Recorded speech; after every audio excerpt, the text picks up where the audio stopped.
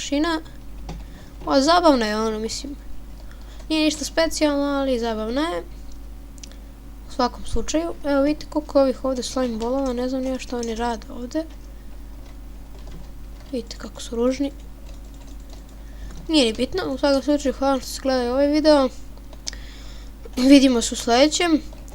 Naravno snimat ću naravno s Matijom i Minecraft i druge igrice. Sve što igramo online igramo sa Matijom, to smo već rekli.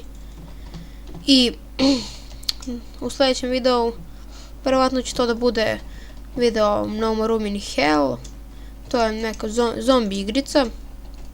Ali zabavno je za igranje pošto je multiplayer na Steamu, naravno free to play. Evo ga ovaj ružni Enderman. Kao tebe.